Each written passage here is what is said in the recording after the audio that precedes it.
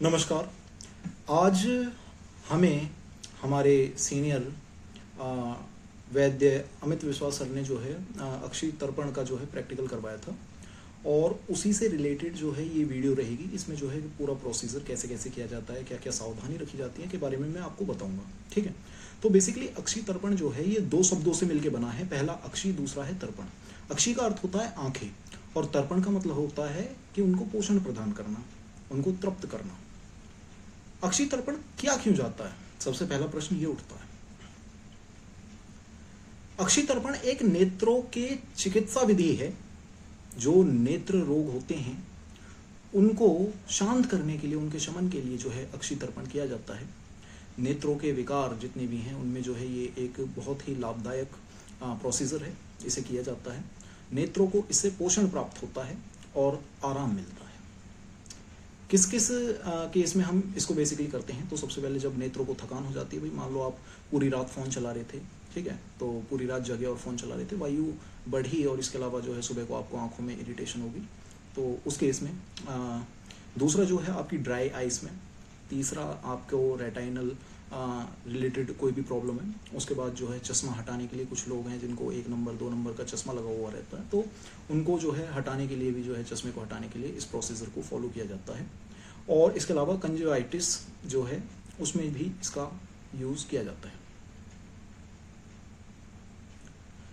अब इसके पूर्व कर्म की यदि हम बात करें तो पूर्व कर्म क्या है, सबसे पहले जो है जो आपका पेशेंट है उसको शांति से लेटा दें, उसे शांति से एक जो सपाट सरफेस है उस पर लेटाएं सुखपूर्वक, कि उसे किसी भी प्रकार का जो है बाधा या किसी भी प्रकार की उसको जो है समस्या ना हो लेटने में।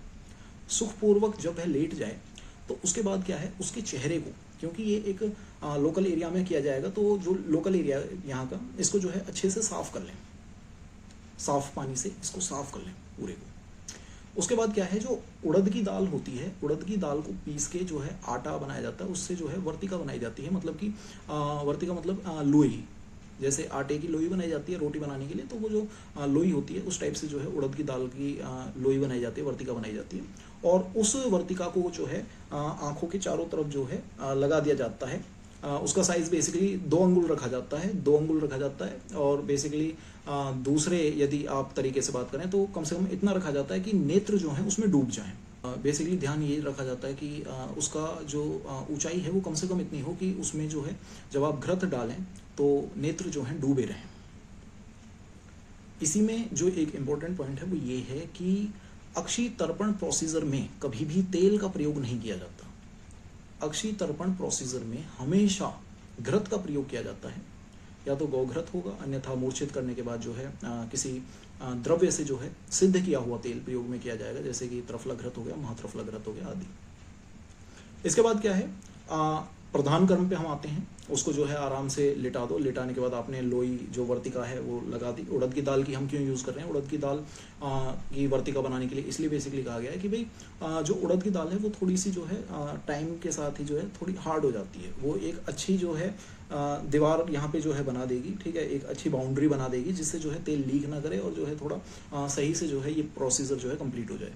उसके बाद क्या है, प्रधान कर्म की जब बात आएगी तो जो पेशेंट है उसको आप सीधा लिटा दें।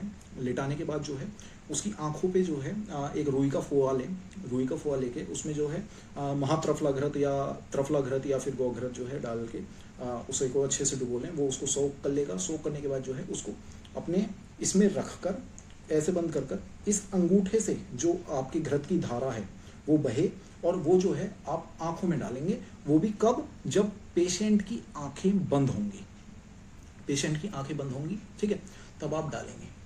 ध्यान ये रखना है कि जो आप त्रिफला घृत या किसी भी प्रकार का घृत जिससे आप अक्षी तर्पण कर रहे हैं वो जो है डबल बॉइलिंग मेथड के थ्रू जो है थोड़ा सा गर्म होना चाहिए, हल्का सा उष्ण होना चाहिए और उसका तापमान कम से कम इतना होना चाहिए कि वो जो है आंखों को जो है अच्छे से तर्पण कर सके। और इसके अलावा आंखों पे डालने से पहले, पेशेंट के जब आंखों पे आप उसको डालेंगे उससे पहले आप एक बार उस तेल को लेके जो है घृत को लेके उससे पहले आप उस घृत को लेके जो है अपने स्किन पे जो है लगा के देखेंगे। यदि वो किसी भी प्रकार से आपको दिक्कत नहीं कर रहा है और आपको लग रहा है कि आंखों में डालने पे किसी भी प्रकार की यह दिक्कत नहीं करेगा, तो उसके बाद जो है आप उसको सीधा जो है पेशेंट के आंखों में डालेंगे। रुई का फोए में जो है उसको सोख करके उसके बाद उसको जो है हाथ में रख के और उसको यहाँ से दबा के अंगूठे से जो है धरा आएगी और आंखें बंद होंगी पेशेंट की और उसके ऊपर डालेंगे, ठीक है। जब आप डाल लेंगे अच्छे से, उसके बाद क्या होगा, पेशेंट को जो है उन्मेष और निमेष कराना है आपको। उन्मेष निमेष कराने के लिए जो है कहा जाता है, आपको पेशेंट से कहना है कि अपनी आईज को ब्लिंक करें, ठीक है, आंखें खोलें बंद करें, खोलें बंद करें, खोलें बंद करें, खोलें बंद करें। तो ये कितना है, ये भाई दोष के अनुसार जो है वेरी करता है। लाइक वातज रोग है तो 100 से 150, पित्तज रोग है तो अलग होगा काउंट, और कफज रोग है तो थोड़ा काउंट अलग रहता है, ठीक है। तो ये चीज़ हो गई।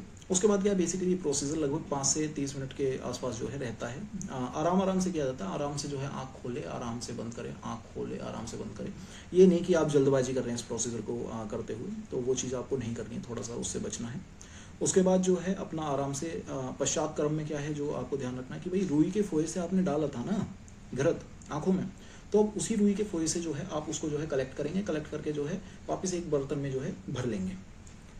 आपने सारा जो है कलेक्ट कर लिया आँखों पे से, उसको भर लिया। उसके बाद उस जो आपने वर्तिका थी उड़द की दाल की, उसको हटा देंगे और यहाँ पे हल्का हल्का तेल लगा रह जाएगा, उससे जो है अभ्यंग कर देंगे अच्छे से। जो लोकल एरिया है इसका जो है अभ्यंग करें, ठीक है। अभ्यंग करने के बाद क्या है, आधे घंटे के बाद जो है आप उसको, आधे घंटे बाद जो है आप उसको गुनगुने पानी से जो है इस एरिया को, लोकल एरिया को जो है धो सकते हैं।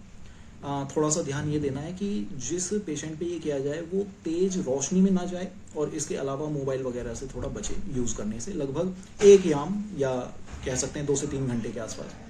ध्यान ये देना है कि इसमें कभी भी ऑयल का यूज़ ना करें, घृत का ही यूज़ करें। और ये प्रोसीजर जो है या तो मॉर्निंग में यूज़ होगा या फिर नाइट में फॉलो किया जाएगा, दोपहर में ये प्रोसीजर नहीं किया जाता है, ठीक है। और इसके बाद क्या है, ये लगभग 7 दिन में जो है रिपीट किया जाता है। हर 7 दिन में आप इस प्रोसीजर को रिपीट कर सकते हैं, और वेरी करता है, कुछ लोग जो है 14 दिन में भी जो है इसको रिपीट करते हैं। तो इसके बाद जो प्रैक्टिकल हमने किया हमारे सीनियर वैद्य अमित विश्वास सर के साथ, उसकी वीडियो जो है मैं क्लिप आपके साथ शेयर कर रहा हूँ, लगा रहा हूँ, आप इसे देखें। उम्मीद करता हूँ आपको समझ में आएगा जो मैंने समझाया, और आपका बहुत बहुत धन्यवाद।